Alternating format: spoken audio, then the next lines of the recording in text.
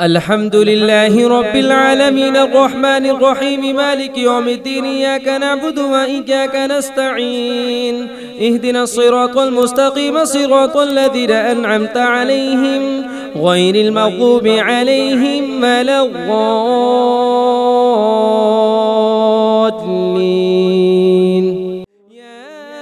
الذين آمنوا لا تسألوا عن أشياء إن تبد لكم تسؤكم وإن تسألوا عنها حين ينزل القرآن تبد لكم عفى الله عنها والله غفور عليم. قد سألها قوم من قبلكم ثم أصبحوا بها كافرين.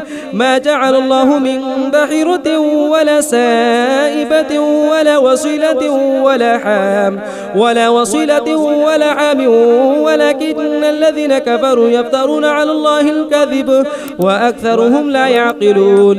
وإذا قيل لهم تعالوا إلى ما أنزل الله وإلى الرسول قالوا حسبنا ما وجدنا عليه آباءنا أولو كان آباؤهم لا يعلمون شيئا ولا يهتدون.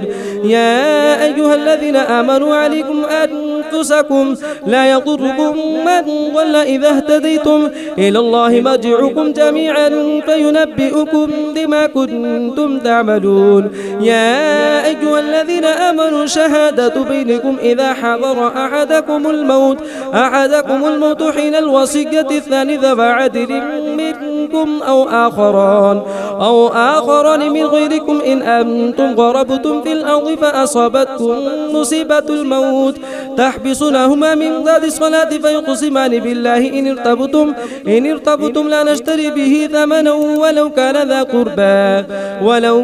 قربى ولا نكتم شهادة الله إنا إذا لمن الآثمين. فإن عثر على أنهما استحقا إثما فآخران يقومان مقامهما من الذين استحق عليهم الأوليان فيقسمان بالله لشهادتنا أحق من شهادتهما وما اعتدينا إنا إذا لمن الظالمين. ذلك أدنى أن يأتوا بشهادة على وجهها أو يخافوا أن ترد أيمان بعد أيمانهم واتقوا الله واسمعوا والله لا يهدي القوم الفاسقين.